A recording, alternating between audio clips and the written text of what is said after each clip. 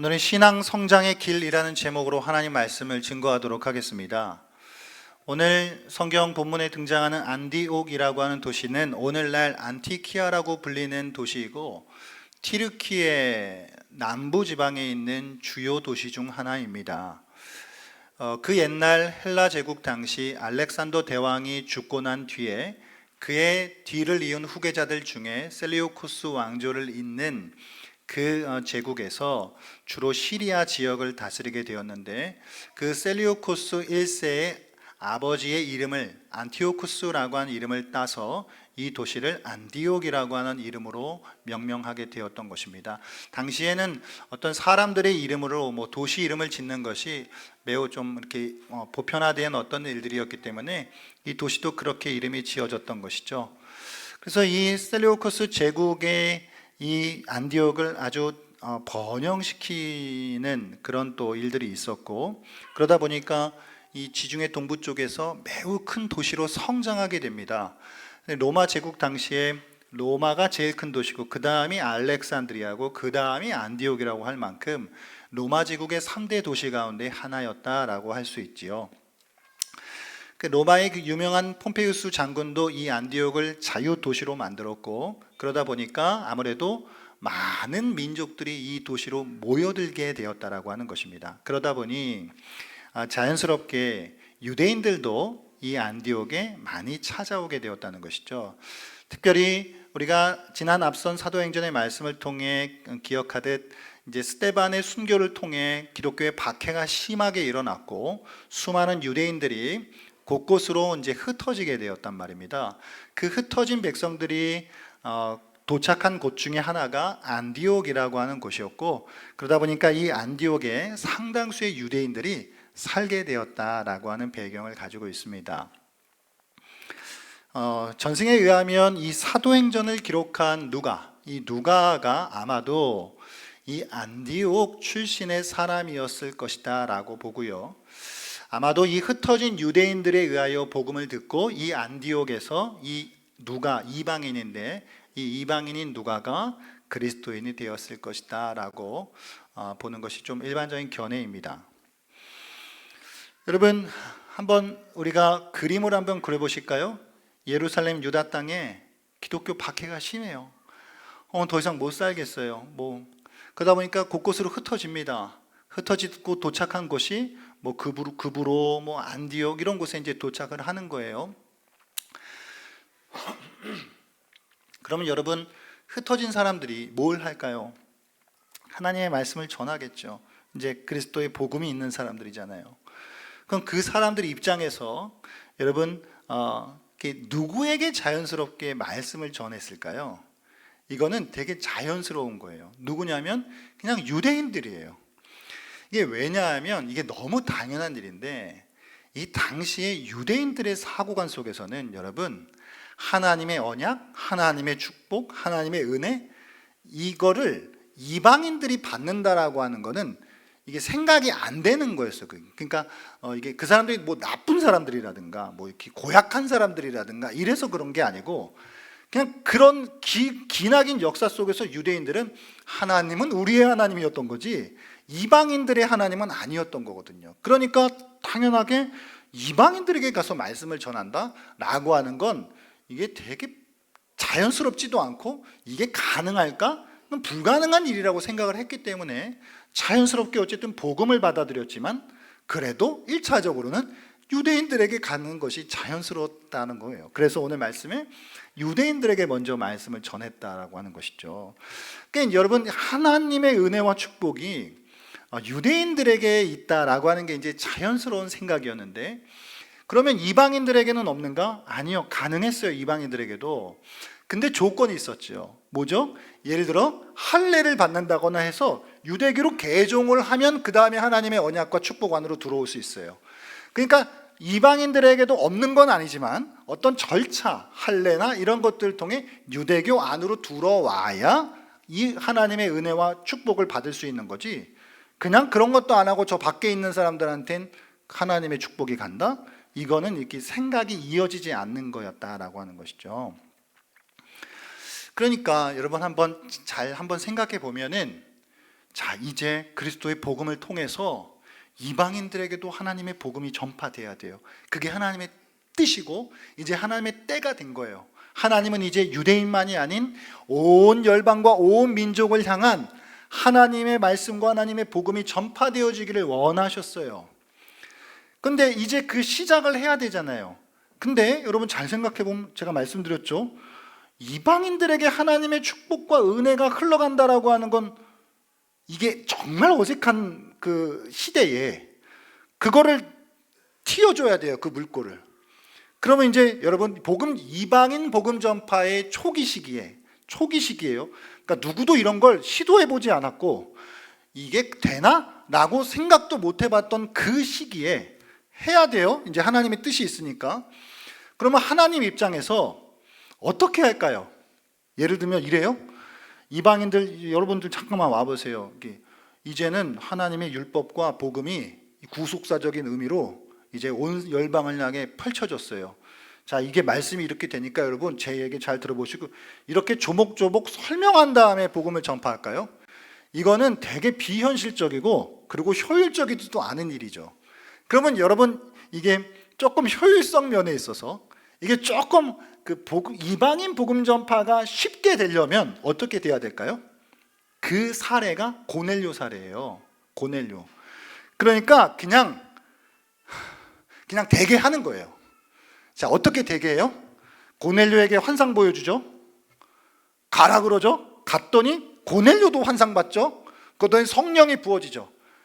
그러니까 이거는 그냥 사건을 통해서 어떤 경험을 통해서 이게 되네? 라고 하는 거예요. 이걸 경험하게 한 거예요. 그러니까 막 설명해가지고 이제 논리적으로 이제는 이방인들에게도 복음이 전해져도 돼. 이런 식으로 차근차근 설명해서 접근한 게 아니라 베드로 너 가. 그리고 거기 하다가 세례 주고 성령 임하고 시키는 대로 해. 이런 접근 방식이 한 방에 해결하는 방식이란 말이에요. 베드로가 그 일을 한 거예요. 베드로의 고넬료 가족 전도는 그런 의의가 있는 거거든요. 그러니까 하나님이 이게 좀 물꼬를 터야 되니까 이게 가능한 일이구나. 이방인에게도 복음 전파하는 일이 하나님이 인정하시는 일이구나 라고 하는 걸 누구라도 그거를 받아들이게끔. 그러다 보니 여러분 이게 나중에 할례자들이 예루살렘에 도착한 베드로에게 어떻게 된 일이냐 베드로 당신 어떻게 된 일이냐 이게 지금 이방인들하고 가서 식사하고 이런 거 그거 어떻게 된 거예요? 했더니 베드로가 그 할례자들 앉혀놓고 자 여러분 자 친구들 여기 앉아보세요. 이제는 하나님이 유대의 율법과 구약의 율법에서 이제 신약의 복음으로 넘어가면서 이게 구속사로 어떻게 이어지는지 이걸 조목조목 설명했나요?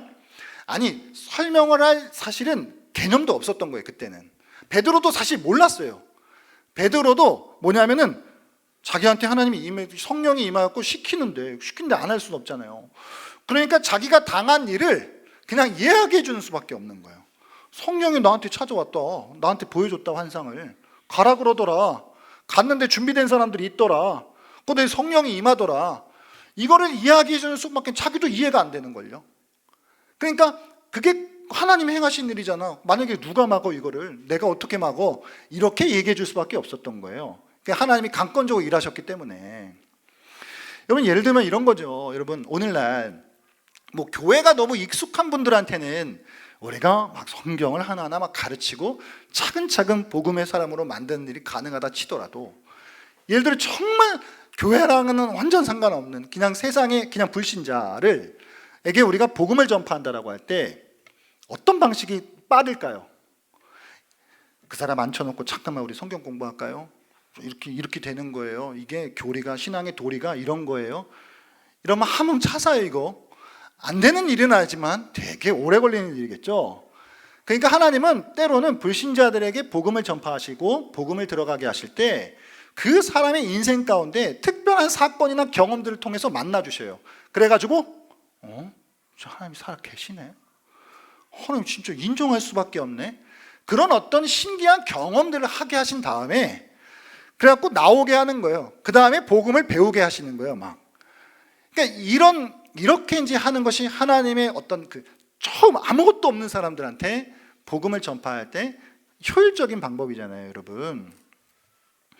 우리가 신앙생활을 할 때 신비한 경험을 한다? 이거 중요한 일이에요. 참 되게 귀한 일이고 필요한 일입니다. 그런데 그 경험이 전부는 아니에요. 경험은 이제 조금씩 우리의 신앙의 이해와 깨달음과 만나야 해요. 그래야만 그 기반이 탄탄히 닦여지는 거예요. 그러니까 경험은 참 중요한 일인데 여러분 잘 생각해 보세요. 경험만 있잖아요. 그러면 사람은 망각의 동물이기 때문에 그 옛날 경험했던 것들이 시간이 지남에 따라 흐릿흐릿해져요. 내가 뭘 겪었지? 그게 약해지거든요. 그런데 내가 복음을 배우고 말씀을 깨달아가는 그 과정들이 내가 이성적으로 굴복되어지고 기독교 신앙이 논리적으로 내가 이게 깨우쳐지게 될 때에 그게 뼈다가 돼서 이게 웬만하면 안 흔들리는 튼튼한 신앙으로 자라간다고요. 그러니까 우리의 신앙이라고 하는 건 경험 다음에 그 다음 배움과 깨달음으로 나아가야 합니다. 기독교 신앙으로 입문하신 후에는 우리는 말씀을 배워야 하고요. 신앙의 도리를 알아가야 해요. 신앙의 신비한 경험은 이해와 깨달음을 만날 때 더욱 강력해지는 것이거든요. 자, 여러분, 베드로를 통해 고넬료 가족이 전도를 받았어요. 그래서 이제 그들도 성령을 받아 이제 이방인들에게도 복음이 전파되는구나. 이걸 다 경험했어요. 이건 놀라운 경험이에요. 그런데 이제 요거는 이제 안디옥이라고 하는 것으로 이제 장면이 바뀌면서 흩어진 유대인들에 의하여 유대인들에게만 복음을 전파한 게 아니라 몇몇 참 깨어있다라고 해야 될까? 깨어있는 사람들에 의하여 이방인들에게도 복음이 전파되는 거예요. 그 일을 시작한 거예요. 어떤 사람들이. 그런데 웬걸 주의 손이 그들과 함께하여 수많은 사람들이 믿고 주께 돌아오더라는 거예요. 자, 여러분 이건 하나님이 인증이에요. 인증. 이거 하나님이 해주시는 일이 맞구나라고 되는 거예요. 그러다 보니까 많은 사람들이 이제 막 안디옥에서 이방인들이 하나님을 믿고 예수님을 믿고 돌아오더라는 소문이 퍼졌을 거 아니에요. 그럼 그 소문을 예루살렘 교회도 들었어요. 그럼 예루살렘 교회가 그 일을 들었으니 가만히 있을 수는 없잖아요. 그 현장을 가봐야 되잖아요. 그래서 누구를 파송하는 거예요. 그 파송한 사람이 누구예요? 그게 바나바예요. 너무 적절한 사람이었어요. 그의 신앙이든지 그의 성품이든지 그리고 그의 배경이라든지 그는 이방인과 유대인의 문화를 동시에 이해할 수 있는 사람이었거든요. 그러니까 바나바가 파송된 거예요. 바나바가 안디옥으로 갔어요. 가서 보니까 하나님이 행하시는 일들을 보고 기뻐하지 아니할 수 없었어요. 이 놀라운 일들이 막 벌어지는 거예요. 그리고 바나바는 이제 하나님의 말씀으로 그 안디옥 교회를 더 건면하기 시작합니다. 그러니까 바나바의 사역으로 인하여서 더 많은 사람들이 주께 믿고 돌아오더라는 거예요. 할렐루야. 그러니까 이제 여러분 점점점 교회가 성장하는 거예요. 안디옥 교회가 이방인들이 막 들어오기 시작해요. 막 유대인들도 들어오고. 그러니까 바나바 입장에서 이게 내가 혼자 감당이 안 되잖아요. 그래서 바나바가 누굴 생각해요? 다소의 준비된 사람 사울을 생각하는 거예요. 이 사울은 이 일을 하기에 너무 적합한 사람이었거든요. 이방인과 유대인, 율법과 복음을 꿰어버리는 일에 사울보다 준비된 사람은 없었어요. 그래서 바나바가 사울을 오늘날로 하면 초빙을 해서 안디옥 교회에서 같이 섬기는 거예요. 그렇게 바나바와 사울이 안디옥 교회를 1년간 가르쳐요, 여러분. 그러니까 고넬료 전도를 통해 신비한 경험이 있었어요. 이게 가능하구나, 이방인 복음 전파가. 그런데 이제는 이게 일상으로 돌아와 일상 속에서 바나바와 사울을 통하여 교회가 말씀을 가르침 받는 거예요. 이제는 복음이 이해되기 시작하는 거예요. 율법과 하나님의 구속사가 어떻게 연결되는지 이제는 그 준비된 하나님의 사람들을 통하여 이게 다 연결이 되는 거예요. 하나님의 계획은 이런 것이었구나. 그렇게 안디옥 교회는 부흥하고 성장합니다. 할렐루야. 이제 하나님의 역사에 있어서의 큰 축이 옮겨지는 거예요. 큰 축이. 완전히 새로운 시대가. 여러분, 율법에서 복음의 시대로 열려지게 돼요. 이 얘기는 옛 언약에서 새 언약의 시대가 된 거예요. 더 쉽게 이야기하면 구약에서 신약이 돼버리는 거예요. 유대인에게만 있었던 것이 온 민족에게로 축이 바뀌어버린 거예요. 조금 더 구체적 사항으로 들어가면 유대인들에게 있는 이 할례가 이젠 새 시대의 세례로 바뀌어버리게 되는 거예요. 유대인들이 지키던 유월절 만찬이 이제는 성만찬으로 바뀌어버리게 된 거예요. 축이 옮겨지게 된 거예요. 완전히. 그러니까 이제는 완전히 새로운 개념으로 모인 사람들이 등장했다고요. 등장. 완전히 새로운 종자가 딱 세상에 나온 거예요. 그럼 이 사람들을 뭐라고 불러요? 이 사람들을 그리스도인이라고 부르는 거예요. 여태까지 본 적이 없는 사람들이. 이건 유대교의 한 분파가 아니었어요. 그러니까 유대교의 한 분파로서가 아니라 새로운 무엇이 등장한 거예요. 새로운 무엇이. 불러야 되잖아. 그러니까 이런 거죠, 여러분. 상상을 해보면 안디옥에서 몇몇 사람들에 의하여 막 우리나라 옛날에 막 초대교회 막 초기 교회 막 그랬던 것처럼 길 가다가도 막 뭐 말씀 전하고 막 복음 전하고 막 이런단 말이에요. 그럼 막 여기 사람들이 막 3, 4, 5 모여 있어요.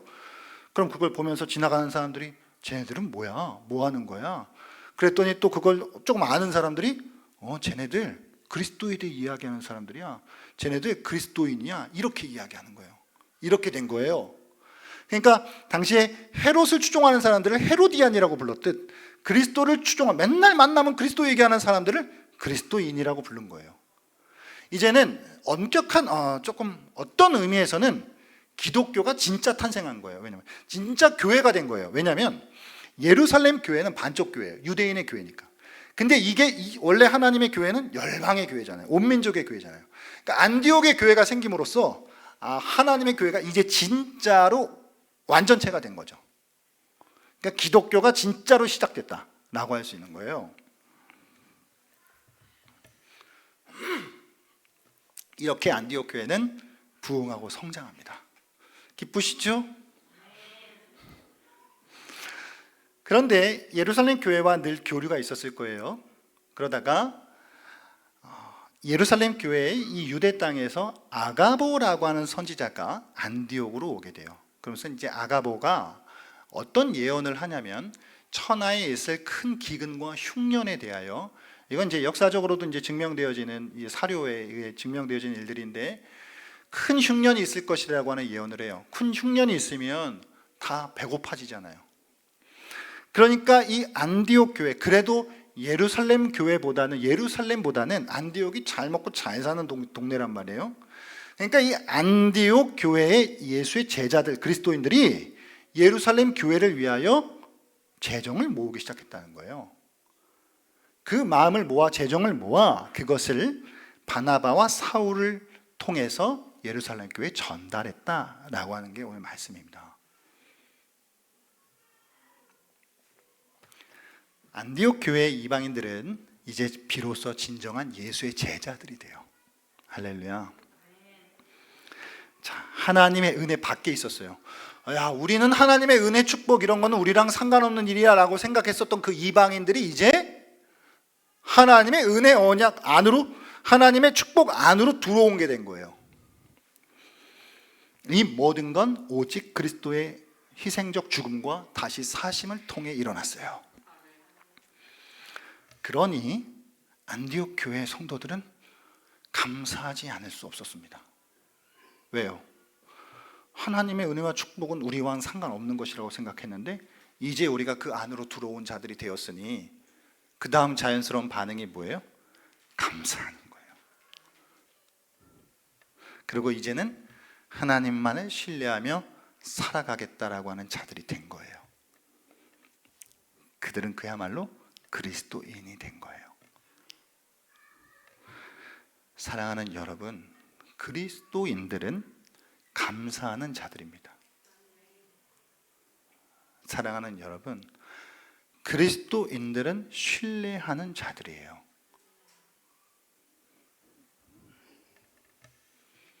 여러분 하나님께 감사하십니까? 하나님의 은혜 밖에 있었던 나를 하나님의 은혜 안으로 불러주신 하나님의 은혜에 감사하세요? 그리고 하나님께서 이제 내 삶을 책임져 주시겠다라고 하는 것이 신뢰되세요? 우리는 이렇게 감사하며 신뢰하는 사람들이에요. 그런데 감사와 신뢰는 대개 하나님께 드리는 것을 통해 표현돼요. 생각해 볼까요? 자, 우리가 어떤 대상이 감사해요. 되게 고마운 사람이 있어요. 감사해요. 그러면 그 사람한테 가서 어떻게 해요? 감사하다고 말만 하진 않을 거 아니에요. 하다못해 밥을 사든지 무슨 선물을 주든지 해야 그 감사가 약간 진정성이 생기잖아요. 그죠? 말로만 하고 말이야. 이러면 이게 좀 약간 감사가 이렇게 약간 의심을 받게 되잖아요. 그러니까 진정으로 감사하는 사람들은 감사하는 대상을 향해 자기 것을 드린다고요. 신뢰하는 사람은 어떻죠? 신뢰하는 사람 또한 신뢰하는 대상을 향해 내 것을 드리게 돼 있는 거예요. 이게 안디옥 교회 성도들이 한 거예요. 하나님 앞에 감사하니까, 하나님 내 인생 책임져 줄 거라고 하는 거 신뢰하니까 나의 것을 드리는 거예요. 예루살렘 교회가 힘들다는 얘기를 듣고 아낌없이 드리는 거예요. 여러분, 우리가 헌금이라고 하는 건 하나님 앞에 내가 감사한 것과 신뢰하는 것을 표현하는 방법입니다. 믿으십니까?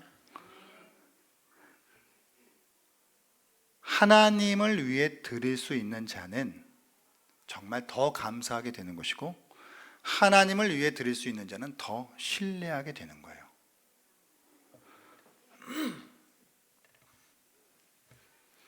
여러분, 하나님 앞에 우리가 감사한다라고 한다면 우리의 것을 하나님 앞에 드릴 수 있어야 되거든요. 아낌없이 드릴 수 있어야 되는 거예요. 이게 감사의 증거예요. 내가 하나님을 정말 신뢰한다라고 하면 하나님 내 미래를 책임져 주실 거야. 하나님 내 인생 하나님한테 맡기면 하나님이 주관해 주시지 라고 하는 것을 신뢰하는 거거든요.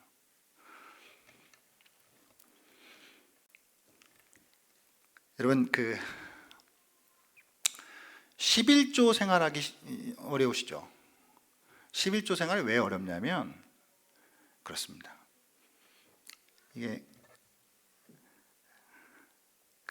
여러분 인간이 이렇게 공포를 느끼는 높이가 수직 비례하지 않는다 그래요. 그러니까 대략 한 8층에서 10층 정도 높이가 제일 무섭대요.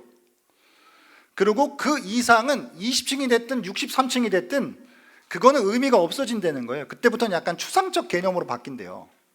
그러니까 이 이야기는 즉슨 내가 한 8층에서 9층에서 무슨 훈련을 받아서 뭔가 낙하 훈련을 받아. 그럼 거기서 내가 뛰어내릴 수 있으면 100층에서도 뛰어내리는 거고 비행기 항공기에서도 뛰어내리는 거예요. 11조가 어려운 이유는 그래요.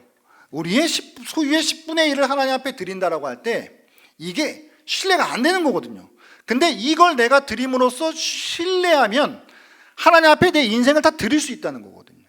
그래서 이게 턱이라는 거예요. 턱.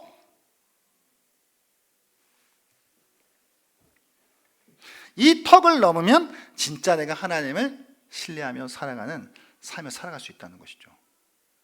제가 이제 개척 딱 3년 정도 됐거든요.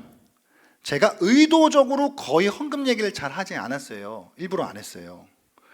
왜냐하면 교회가 이제 시작했는데 돈이 많이 필요하잖아요. 그래서 제가 헌금 얘기를 하면 성도들이 또 돈 얘기하네 라고 생각할까 봐 일부러 안 했어요. 근데 이제는 해도 될 것 같아요. 돌아가요. 교회 돌아가요. 교회 운영됩니다. 여러분, 헌금은 1차적으로 교회 운영을 위한 게 아니에요. 헌금의 본질은 하나님 앞에 드리는 거예요. 교회 운영은 그 다음 문제예요. 교회 돌아가요. 제가 보니까요, 올해 2025년도 우리 교회 내부 헌금 말고 외부에서 들어온 헌금이 총 4천만 원 정도 돼요. 이제 예상하기로. 하나님이 작년보다 더 들어왔어요. 저는 3년 차 돼서 다 끊어낼 줄 알았거든요. 작년보다 더 들어왔어요. 하나님이 다 채우시더라. 여러분 헌금 생각 안 하셔도 돌아갑니다 라고 말하면 안 될 것 같은데, 그러니까 교회 운영은 다음 문제라니까요. 이거는 내가 하나님 앞에 감사하는 것을 표현하는 것이고, 내가 하나님을 신뢰한다라고 하는 것을 드리는 거예요. 그리고 여러분 잘 기억하셔야 되지만, 내가 하나님 앞에 감사하고 신뢰로 내가 하나님 앞에 나의 것을 드리지 않으면 신앙은 자라지 않아요. 자라지 않아요. 왜냐? 우리의 신앙은 내가 기도 생활을 하면 자라죠. 내가 찬양 생활을 하면 자라요. 헌금 생활을 하면 자라는 거예요. 그렇게 자라는 거예요.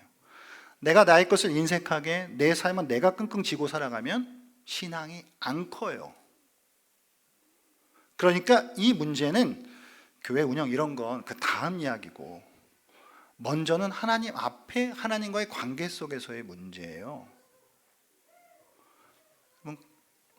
감사하면 우리는 내 것을 드릴 수밖에 없는 거예요. 내가 하나님 정말 신뢰한다면 더 없어서 못 드리는 거예요. 얼마의 문제가 아니라 내가 하나님 얼마나 신뢰하고 있느냐, 내가 하나님 앞에 얼마나 감사하고 있느냐. 안디옥 교회 성도들이 우리 은혜 밖에 있었는데 우리 은혜 안으로 불러주셨네. 예루살렘 교회 우리는 그리스도 안에서 하나네. 그러니 자신의 것들을 드리는 거예요. 그렇게 믿음을 고백하는 거예요. 사랑하는 여러분, 우리가 예배 시간에 찬송하고 말씀 듣고 이 모든 것들의 중요한 한 요소가 헌금이에요.